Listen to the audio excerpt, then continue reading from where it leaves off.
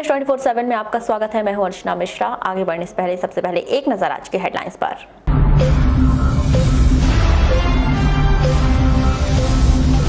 परसवाड़ा के ग्राम चीनी में मिला कोरोना का संदिग्ध मरीज, प्रशासन ने गांव को किया सील।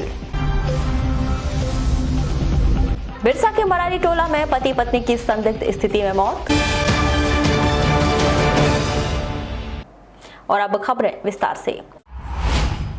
परसवाड़ा क्षेत्र अंतर्गत ग्राम चीनी में संदिग्ध कोरोना मरीज मिलने पर गांव को सील कर दिया गया है। जानकारी के मुताबिक ग्राम चीनी का एक युवक 18 मई को मुंबई से अपने 3 साथियों के साथ स्वयं के वाहन से गांव लौटा था और वह अलग कमरे में रह रहे थे, लेकिन 11 मई को उनको हल्का सा बुखार आने पर चिकित्सकों द्वारा ब्लड सैंपल भेजे गए। रिपोर्ट आने के बाद स्थिति स्पष्ट हो पाएगी। किरनापुर के शासकीय उत्कृष्ट विद्यालय क्वारंटाइन सेंटर में शुक्रवार को सांप निकलने से भगदड़ मच गई, जिसकी जानकारी प्रवासी मजदूरों के द्वारा तत्काल वन विभाग के अधिकारियों को दी गई। वहीं वन विभाग के कर्मचारियों ने मौके पर पहुंचकर सांप को पकड़कर जंगल के क्षेत्र में छोड़ दिया। प्रवासी मजदूरों द्वारा क्वारंटाइन सेंटर की व्यवस्था पर नाराजगी जताई गई। व्यवस्था को लेकर अभी व्यवस्था कुछ नहीं, इधर खाली बेड लगा हुआ है, खाने सुबह मिलता है एक टाइम, अच्छा शाम में मिलता है, सिर्फ 2 खाना, उसके बाद कोई व्यवस्था नहीं। अच्छा, यहाँ सांप निकला है, वो आप लोगों के रूम में निकला था? हाँ, उधर कल सुबह मैं सोया था उधर ही। अच्छा, रात में नहीं सोया उधर, वो गद्दे में ही निकल गया? हाँ, गद्दे के नीचे ही निकला।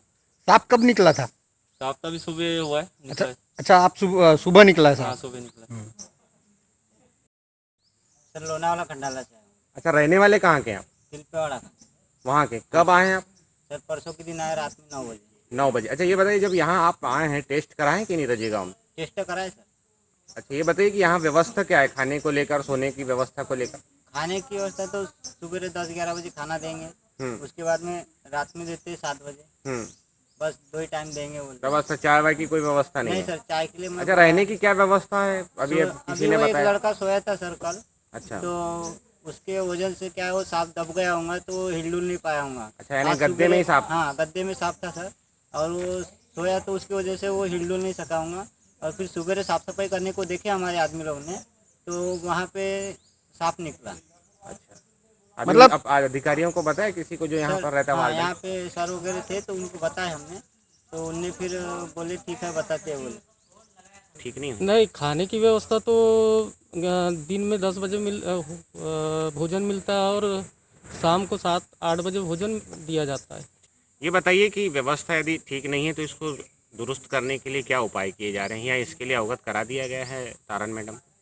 नहीं, व्यवस्था तो अच्छी है, उनको तो अवगत भी करा दिया गया है। अभी जब सांप निकला है तो किस अधिकारी से बात हुई और क्या उनको अवगत करा दिया गया था? हाँ, सबसे पहले तो हम जैसे सांप निकला है तो जो वहाँ पर रह रहे थे उन्होंने हमें अवगत कराया है कि सर यहाँ पर सांप निकला है।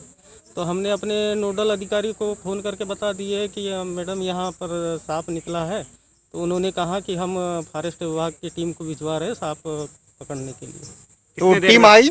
हाँ, टीम आई और सांप अभी पकड़ी है और उसके बाद में उस सांप को पकड़ के लेके गए। कोरोना वायरस संक्रमण की वजह से देश भर में किए गए लॉकडाउन के कारण मध्य प्रदेश में सबसे ज्यादा मजदूर बालाघाट जिले में अपने घरों में वापस आए हैं। लेकिन बड़ी विडंबना यह है कि यह मजदूर मनरेगा में काम नहीं करना चाहते, इसलिए तो लाखों की संख्या में वापसी के बाद भी जॉब कार्ड बनाने के लिए आने वालों की संख्या हजारों में तक नहीं है। जी, बाहर से जितने भी मजदूर आए हैं तुम्हारे मनरेगा अंतर्गत पूर्व से जिन लोगों के नाम जॉब कार्ड में थे और वो बाहर चले गए थे, यहाँ काम नहीं कर रहे थे, इस कारण से उनके नाम डिलीट कर दिए गए थे, तो उनके जॉब कार्ड रिज्यूम किए हैं और लगभग 435 जॉब कार्ड जो है नए जॉब कार्ड बनाए हैं जो बाहर से श्रमिक आए हैं उन लोगों के।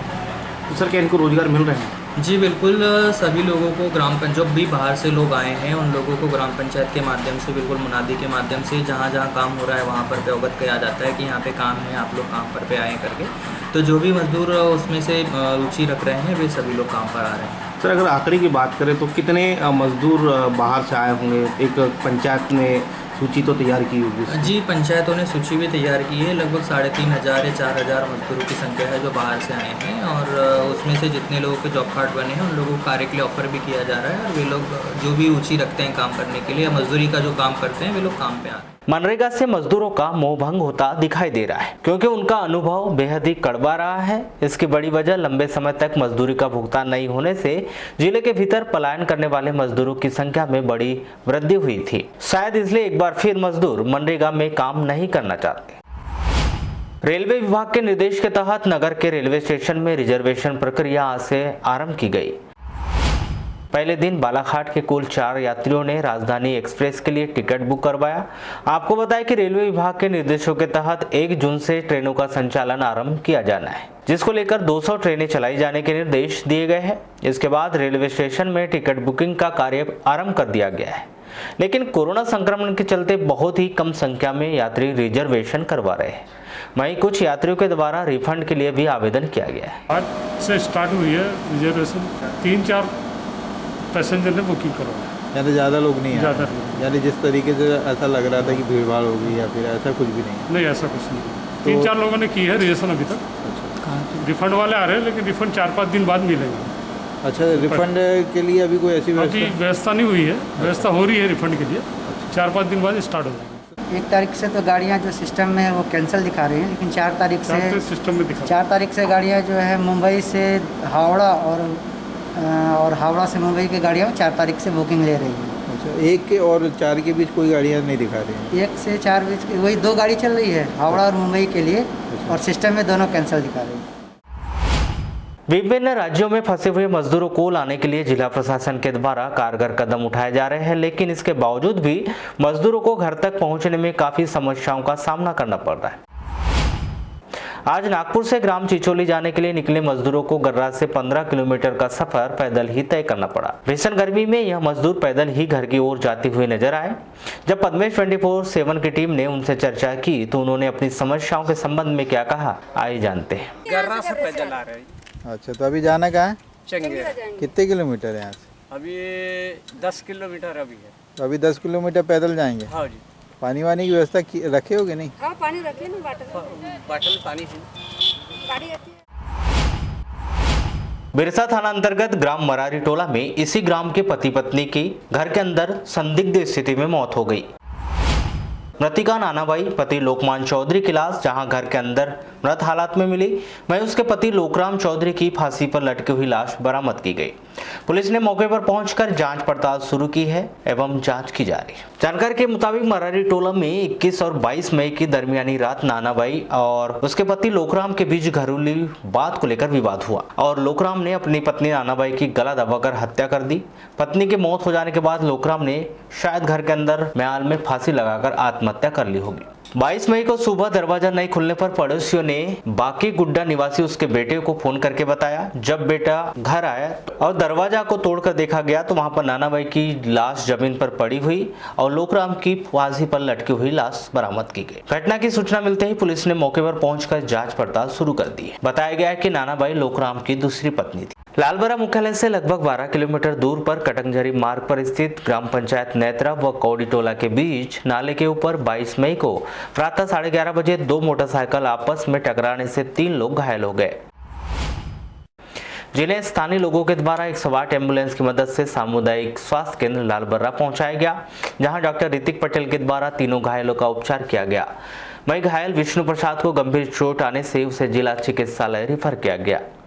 घटना के संबंध में प्राप्त जानकारी के अनुसार नेवरगांव लालबर्रा निवासी 40 वर्षीय लाल सिंह धुर्वे अपने मोटरसाइकिल में सवार होकर कटंगझरी से लालबर्रा की ओर आ रहा था। उसी दौरान लालबर्रा की ओर से एक ही मोटरसाइकिल में सवार होकर खुरसोड़ी निवासी 56 वर्षीय विष्णु प्रसाद पिता कपूर चंद गौतम, 40 वर्षीय ज्ञान सिंह पिता शुकराम पटले पिपरिया जा रहे थे, जिनकी मोटरसाइकिल आपस में टकरा गई। कहाँ पे घटना घटी आपके सामने? हाँ, कैसे हुआ? गाड़ी से आ रहा था मैं इधर से कटंगझरी का। हाँ जी। और कौड़ी टोला इसमें दारापुरी के बीच में अकेला था मैं, ये 3 लोग थे। नामे से भिड़ंत हो गई आपकी। तिरोड़ी थाना के अंतर्गत ग्राम बोथवा में इसी ग्राम के व्यक्ति राधेलाल पिता रूपलाल खरोले 55 वर्षीय ने अपने घर में फांसी लगाकर आत्महत्या कर ली। इस व्यक्ति ने किस वजह से फांसी लगाकर आत्महत्या की यह स्पष्ट नहीं हो पाया है।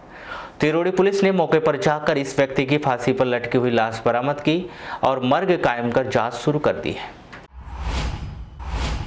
केंद्र सरकार की श्रमिक विरोधी नीतियों के खिलाफ आज अखिल भारतीय डाक कर्मचारी संघ के पदाधिकारियों ने नगर के प्रधान डाकघर में विरोध प्रदर्शन कर नाराजगी जाहिर की।